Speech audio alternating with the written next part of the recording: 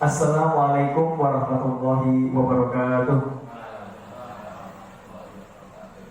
Bismillahirrahmanirrahim. La haula wala quwwata illa billah. Amma ba'du.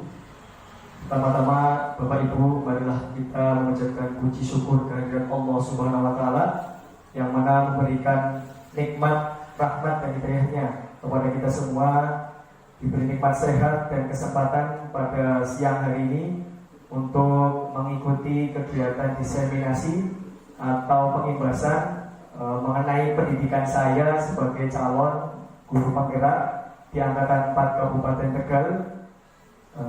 Sebelumnya tadi sudah dibuka oleh Bapak Kepala Sekolah Pak Nurwadi SPPSD.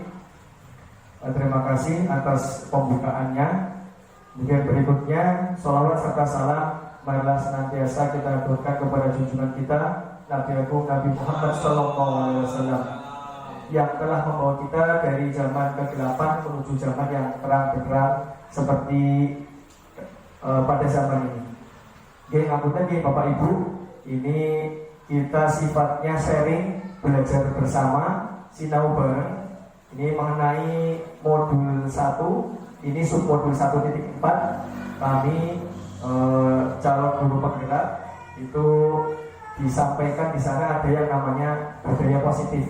Nah, di kesempatan siang hari ini kita akan bersama-sama sharing mengenai budaya positif itu apa dan bagaimana, juga contohnya seperti apa nih.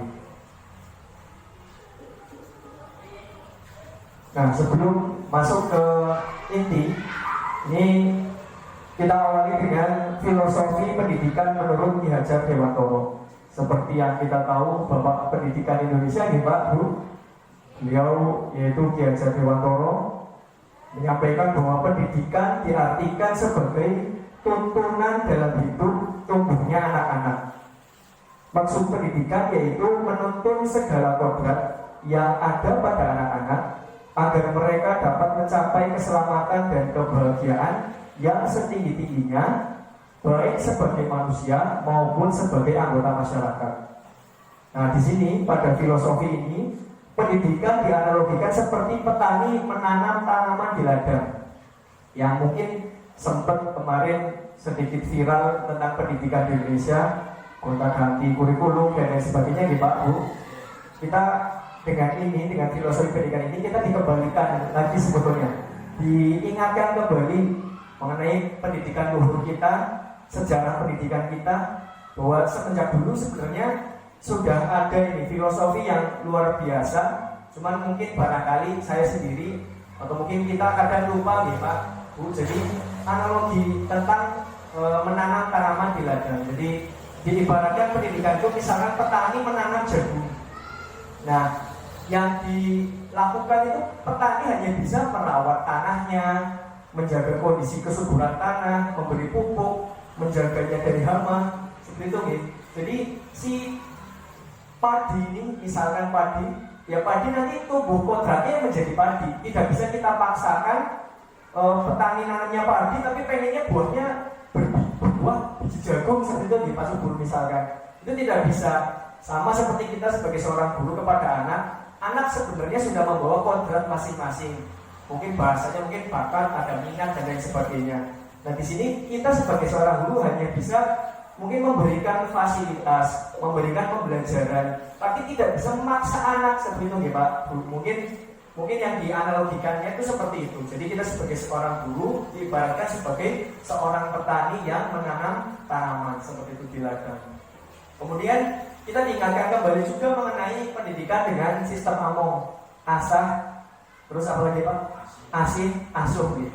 Nah itu, terus ada semboyan ing ngarso sung tulodo, ing madya mangun karso, tuturi handayani.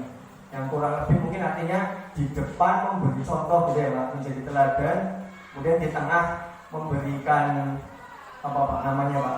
Semangat, yang membangun semangat, dan di belakang memberi dorongan.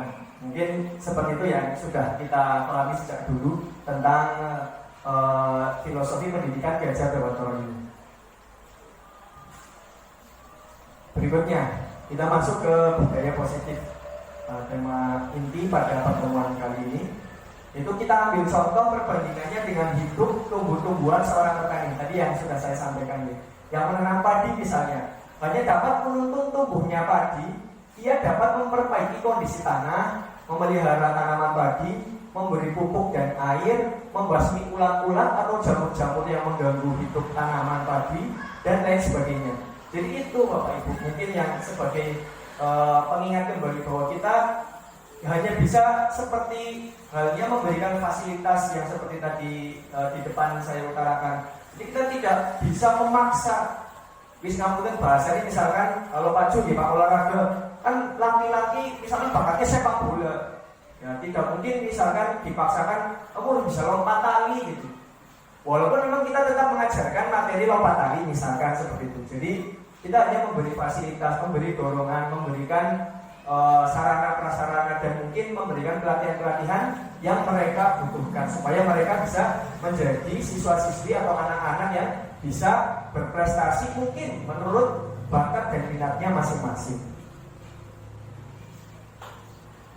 Nah ini kita masuk ke perubahan paradigma belajar.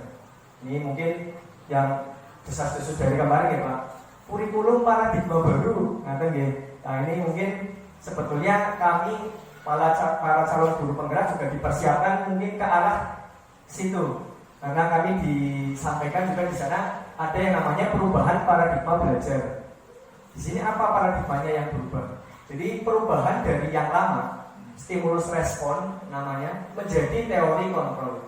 Mungkin sebelumnya stimulus respon itu teori stimulus respon ini seperti halnya kita hanya memberikan istilahnya materi, terus mereka dipaksa mau tidak mau harus ini, kamu harus ini, tidak bisa mengembangkan secara mandiri atau berkreatif atau lain sebagainya. Pokoknya dikasih ini, ya kamu harus pahamnya ini, dan tidak boleh istilahnya bahasanya ngeyel yang lain sebagainya. Istilahnya guru mengatur seluruhnya. Jadi guru memberikan stimulus, anak-anak memberikan respon kepada kita. Nah sekarang di sini kita dikenalkan dengan teori kontrol, bahwa kita sekarang istilahnya dikembalikan lagi seperti tadi filosofi pembelajaran atau pendidikan menurut Ki Hajar Dewantoro. Kita diajak untuk kembali lagi istilahnya kepada anak didik itu bahasanya memanusiakan manusia gitu Pak. Jadi istilahnya berpusat pada anak. Jadi kegiatan pembelajaran yang kita lakukan di kelas saat ini nantinya diharapkan semuanya berpusat pada keaktifan anak atau peserta didik. Tidak hanya serta-merta kita memberikan materi saja, tapi diajak aktif. Seperti kemarin juga nyambung masalah ekstrakurikuler pendidikan kepramukaan. Mungkin ke arah situ sama juga. Kita diminta mengajak siswa keluar sekali waktu, mengenalkan dunia nyata kepada anak-anak, tidak hanya di dalam kelas untuk sekedar menerima materi seperti itu. Nah, ini perubahannya yang ada yaitu pertama, untuk stimulus respon kita mencoba mengubah orang agar berpandangan sama seperti kita. Seperti tadi ya bahasanya memaksa anak supaya sepemahaman dengan kita. Pada perubahannya teori kontrol itu kita berusaha memahami pandangan orang lain tentang dunia, tentang apa yang dipikirkan anak kita. Kita sebagai seorang guru kita harus belajar menghargai itu. Kemudian berikutnya, perilaku buruk dilihat sebagai satu kesalahan. Ketika anak melakukan kesalahan, kita langsung bahasanya memvonis bahwa kamu salah, kamu jelek, misalnya kamu nakal. Tapi di teori kontrol ini kita diajak untuk mencoba mengerti. Jadi apa yang mereka lakukan itu sebenarnya ada sebabnya mungkin. Misalkan terjadi kenakalan atau minta uang pada temannya, ternyata ada asal usulnya. Mereka mungkin tidak dikasih sangu seperti itu, atau tidak, orang tuanya lupa memberi uang jajan, jadi sampai terjadi seperti itu, meminta uang pada temannya. Jadi kita mencoba diarahkan ke situ untuk pemikirannya bahwa semua perilaku memiliki tujuan. Kemudian pada stimulus respon orang lain bisa mengontrol saya. Pada teori kontrol hanya Anda yang mengontrol diri Anda sendiri. Tadi seperti tadi ya. Jadi kita dikembalikan lagi kepada anak untuk membangkitkan motivasi internal dari dalam diri. Jangan sampai mereka nurut, tapi sebenarnya bukan karena mereka mau, tapi karena mereka takut. Atau mungkin sebaiknya mereka mau maju, tapi karena kita ini hadiah seperti itu. Yang diharapkan di paradigma ini kita mengajak mereka untuk muncul motivasi internal. Jadi mereka secara sadar bahwa mereka merasakan sendiri bahwa mereka itu butuh belajar, itu mereka butuh seperti itu. Jadi tidak takut, tidak merasa terpaksa atau karena motivasi lain. Kemudian berikutnya pemaksaan pada saat ujian gagal. Nah biasanya kan itu dimulai premis di ayo kamu seperti ini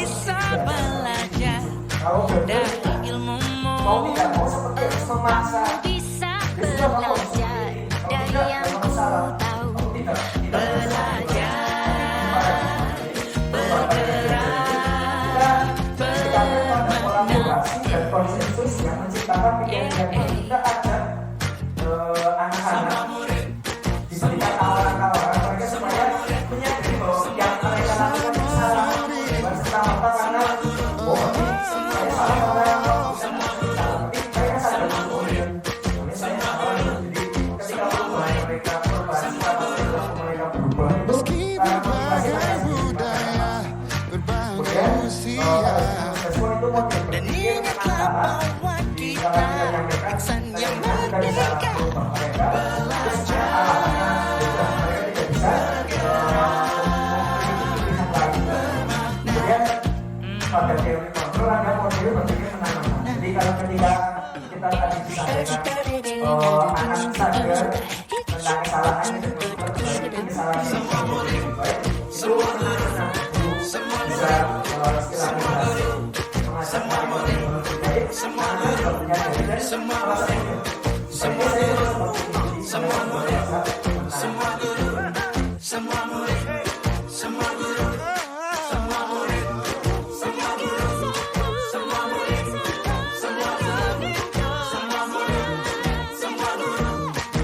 seperti